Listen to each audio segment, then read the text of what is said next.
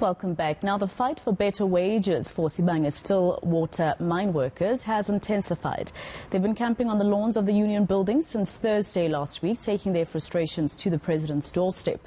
They are demanding Cyril Ramaphosa intervene in their protracted wage talks. For more on this, we are joined by NUM Deputy President Phillip Vilakazi, who joins us now virtually. Thank you very much for your time here on All Angles. Pretty interesting to see that the president is hosting the Chancellor of Germany at the moment, and right next to them is this protest by NUM workers. What's the reason you've been camping out there since Thursday? I mean, he said that he'd speak to Mineral Resources Minister. You don't think he can do a good job?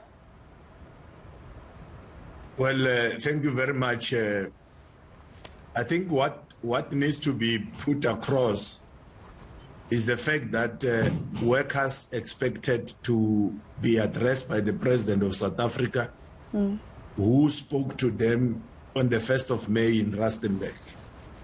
The expectation is to be given a feedback of what he committed to do.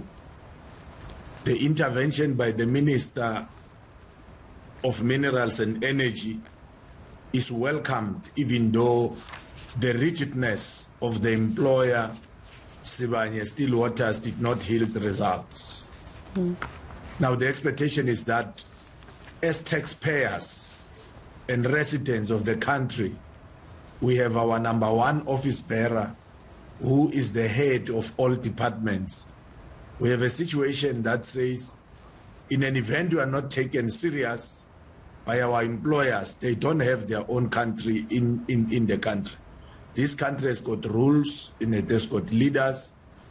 It's very tempting and disturbing to hear Neil Froneman, the CEO of Sibanye-Stillwater, saying South Africa is a collapsed state, there is no leadership. Now these workers want to test as whether is Neil Froneman more powerful than the state organs, including the president himself, because when they say the state has collapsed under his stewardship, to us it sounds as an insult. Now, speaking about Froneman and what he said, there's been reaction from the government, particularly Minister Gwede Mantashe, to possibly revoke their license. Are you in support of that? That is an initiative that will give it our 100% support. And in fact, what we also want to put across is for whoever is interested in our lives as the hardworking, less paid people of the country. We are double charged in terms of tax. When we get our salaries, there is a pay as you earn. When we get into the shops, there is a VAT. And there's never been any mall or supermarket that has got a price determined for CEOs, the likes of Froneman, who can pocket 300 million as an individual, and he goes to the public and say he worth is every cent of the money that he received. We are saying anyone who does not want to share the wealth of the country, government, Gwede Mantashe is in order. The responsibility of the minerals of the country on behalf of the people is in the hands of the state. Therefore, anyone who do not want to comply, that is the good way to do. Remember, Neil Froneman said, it is not a matter that he doesn't have money to pay workers. This 1,000 rand and the 6% that we want, he can pay, but all he doesn't want is to be told by unions. These unions are the ones which have collapsed apartheid. And these unions are the ones which are saying, whether he likes it or not, this democratic government is a product of the hard work of workers, and it will make democracy to be beneficial to the poor. If the mining license for Sibanye-Stillwater is revoked, doesn't that then add to the fact that we'll have more people unemployed? It's better late than never. If you are a slave, there is no betterness in the slavery. As long as this mining license can be revoked, there are people interested to come and use the space that Sibanye has just occupied. Let me put this matter very simple. The 45% contribution in the GDP by the mining industry says a lot, because there is 60% of the export from South Africa that is from the value chain.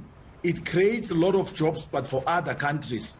Yes, we even want to put on record that there is a need now for a policy review, for policy changes, because if we want to do away with these triple challenges of unemployment, poverty, and inequality, these Fed checks which are taken by people in their portfolios called CEOs needs to be reviewed so that the distribution of the wealth of the country is shared mostly with the hardworking and the poor. And now the 5% promise that Sibanye is saying in dividends would be able to benefit the workers in the long term, etc. Are you not accepting that? Look, let me be categorical on the 5% dividends distribution is 357 rand. How much time does it take if you do your own calculations? 357 rand into 300 million. It means these employees must work 2,500 years. Is it possible? No. You know, sometimes when you deal with academics, you need to be careful. If they give you 357 rand, calling it a profit share, but themselves in their board, they can sit and decide that members of executive qualifies to be paid 800 million. CEO, you must pocket 300 million, and these people individually, they must be given 357 rand. That is the 5% they're talking about. Any percentage depends on, it is the percentage of what. If you give me 10%, Mr. it might Vilakazi, sound good.